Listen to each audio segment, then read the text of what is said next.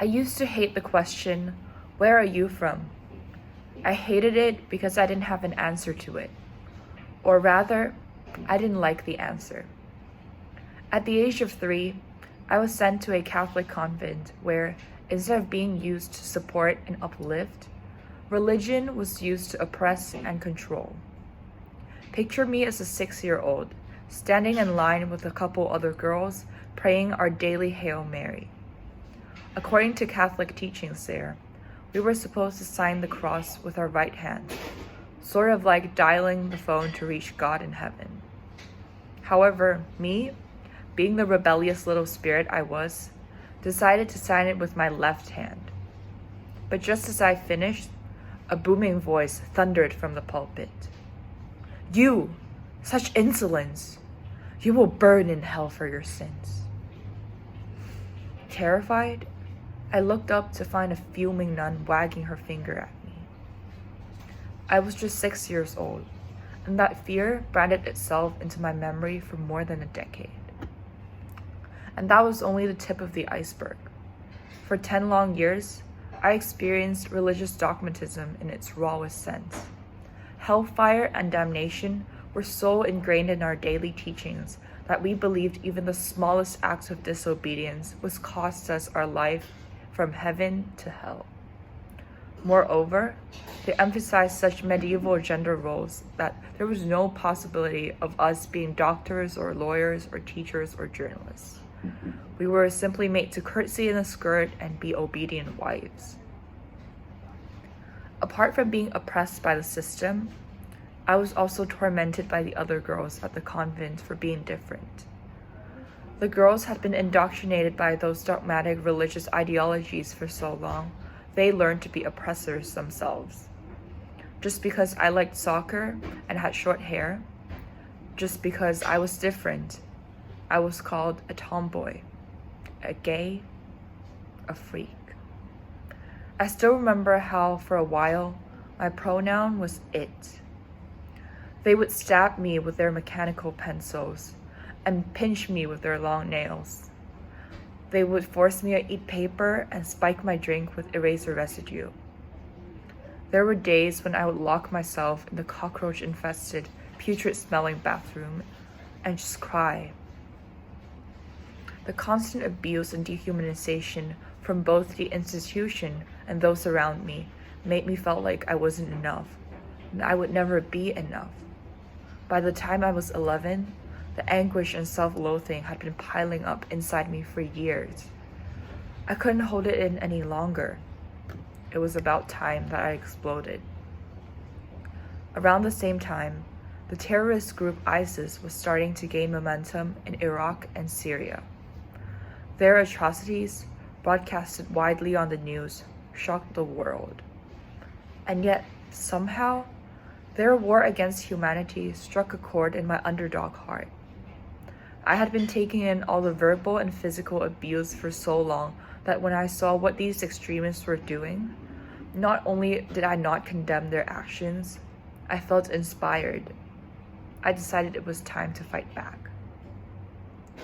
And so, 11-year-old me launched my little jihad against those who were oppressing me in the name of God. In act of defiance of the other girls' bullying, I buzz cut my hair. I started passing out propaganda stories in the hallways, stories about overthrowing the evil Catholic nuns and establishing my own anarchic reign. My little propaganda pieces featured rampant graphic violence and just so much hatred for those who crossed me, and with the human race in general. Since I had never known what love felt like, I thought the solution to hatred was more violence and hatred. Little me was so consumed by rage for others, and more significantly, for myself. I felt so broken in the inside that I felt like it was a tall order for someone to care about me, for someone to tell me that everything was going to be okay, not that I was a freak who was beyond saving. And finally, after 10 years in that toxic environment, my mother decided that enough was enough. She took me out of the institution and enrolled me at a Christian school that was able to show me what a loving community looked like. I remember going to that school for the first time and crying my eyes out upon leaving. "Why are the kids on the playground happy?" I muttered between sobs. It truly shocked and perplexed me. As I transitioned into that new environment, I slowly learned to put the past behind me and prepared to move on from that episode in my life. But since I had never gotten a proper resolution to my pain, there was no closure with regards to the trauma that they caused me, nor the terror that I inflicted on others. So, back to the question I asked at the beginning. Where are you from? As a new student, I was asked that question a lot, but the cat got my tongue every time I tried to answer. I would attempt to give an awkward smile and then change the topic to something else. Something that wasn't about me or my past, because I felt so much shame from it. I couldn't bring myself to look at it head on, much less talk about it to people. I saw all my private school friends talk about the fun games they had in their happy childhoods, and I was the odd one out for not having a normal, quote-unquote, past. The more I tried to avoid and brush out this question, the more harshly I judged my own past. And eventually, I became so estranged from it that I decided to deny my childhood altogether. Because of all the hurt and shame that was left undealt with in the past, I decided that I was consciously not bring to mind any memories associated with the trauma. I took a whole decade's worth of memories and locked them up inside my deep subconscious. In trying to fake normalcy, I erased my past altogether. And instead, to fill that void, I would make up my own crazy backstories. Every time I met a new person, I would create a new persona. I'd tell them that I had lived abroad, that my parents were from somewhere else, that I had an exciting childhood skiing in the Swiss Alps or being a diplomat's kid in Egypt. I'd get the wows and the woes from people, and I'd smile, feeling accomplished. I now had a past, or more accurately, 1,000 different pasts that I could feel proud of. And at first, this serial lying seemed to work. I could finally answer the dreaded, "Where are you from?" question and not feel the mountain of shame of thinking about my past. However, as we all know, covering up lies with more lies does little to help the cause.